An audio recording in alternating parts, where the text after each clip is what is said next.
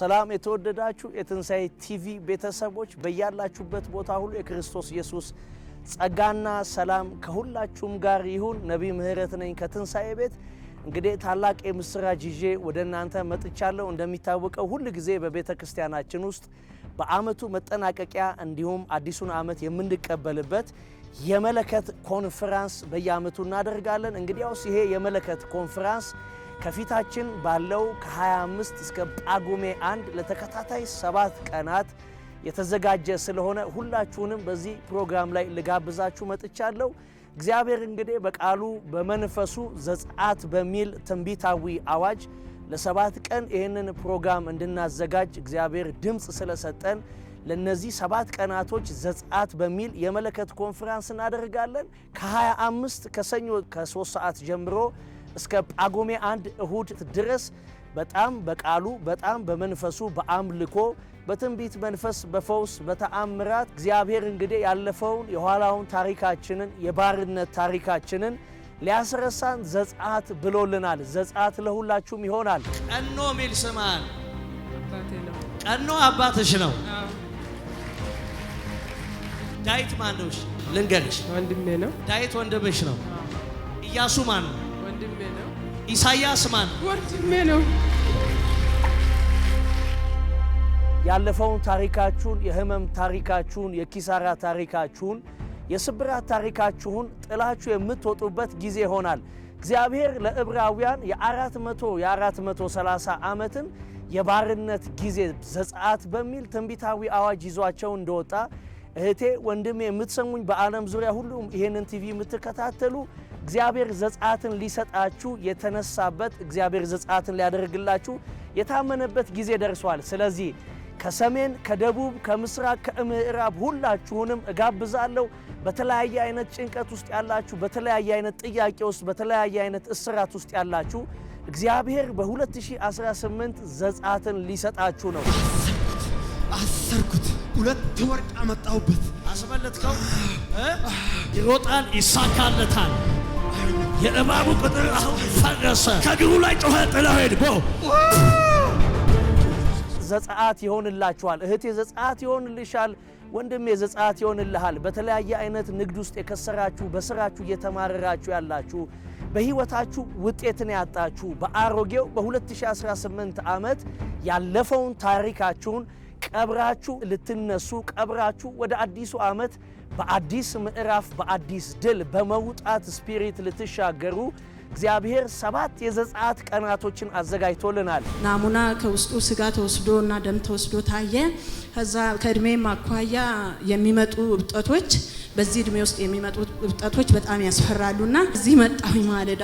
ተስፋ የሚባል አጎት ያላችሁ ኑት ለተባለ አጎት አደኝ ተስፋዬ ነው መጣሁ።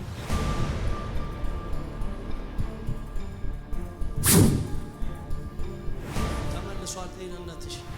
እጄን ጫንክና ጤነሽ ተመልሷል አሉ። ስጋ ወስደዋል፣ ደም ወስደዋል። እያመመኝ ገባሁና እዛ ሰኞ ዕለት በቀደም በ29 ሄድኩና ለመሰራት በቃ አየና እብጠቱ ቀንሷል እኮ እንዴት ነው አለ። ሰርጀሪ ቀረ ዶክተር ስለው አዎ ቀረ ሲለኝ ከዛ በቃ ሆስፒታሉን እልል እያለ በደንብ ስቡኝ። 7 የዘጸአት ቀን ተዘጋጅቷል።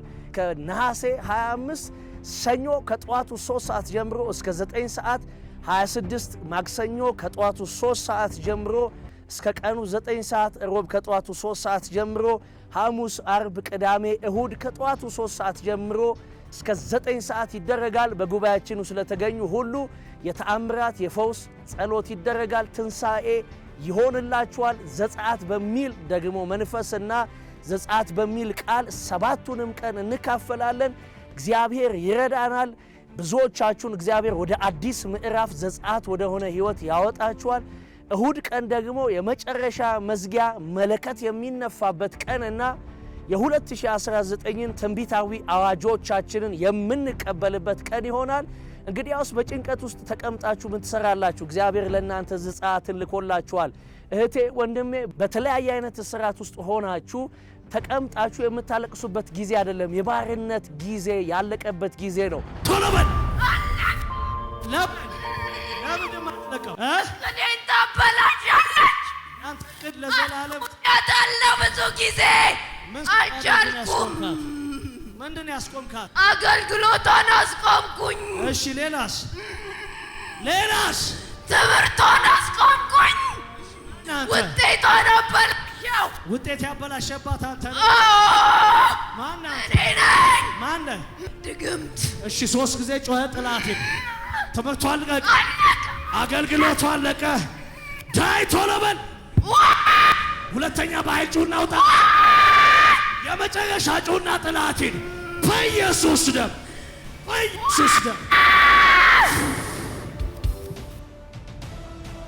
በእነዚህ 7 የመለከት ኮንፈረንስ ቀናቶች ላይ ዘጸአት ይሆንላችኋል። ኢኮኖሚያችሁ ይወጣል፣ ጤንነታችሁ ይወጣል፣ መንፈሳዊ ህይወታችሁ ይወጣል፣ የትዳር ህይወታችሁ ይወጣል፣ የታሰራችሁበት ጉዳይ ሁሉ ይወጣል። በእርግጥም ረጅም ዓመት ነገራችሁ ተይዞ ሊሆን ይችላል። ግን በእነዚህ 7 የዘጸአት ኮንፈረንሶች ላይ እግዚአብሔር ዘጸአትን ይሰጣችኋል። እንዳትረሱ። ከነሐሴ 25 እስከ ጳጉሜ 1 ድረስ ከጠዋቱ 3 ሰዓት ጀምሮ ለ7 ተከታታይ ቀናት እንገናኛለን፣ እናመልካለን፣ የእግዚአብሔርን ቃል እንካፈላለን። በተለያዩ አይነት ጥያቄ ውስጥና ቋጠሮ ስላላችሁ ሁሉ ጸሎት ይደረጋል፣ ትፈወሳላችሁ። እግዚአብሔር ተአምራትን ይሰጣችኋል። ጥልቅ የሆኑ የተሰወሩ ሚስጥሮች ይገለጣሉ። እግዚአብሔር በዘጸአት ቃል፣ በዘጸአት መንፈስ፣ በዘጸአት ቅባት አዲሱን ዓመት አዲስ በር ከፍቶ ያሻግራችኋል። ነሐሴ 25 ሰኞ ጠዋት 3 ሰዓት እንገናኛለን። ጳጉሜ 1 ድረስ በዚህ መንፈስ እንቀጥላለን። ተባረኩ። ትንሣኤ ሆኖላችኋል። እባቡ ሞቷል።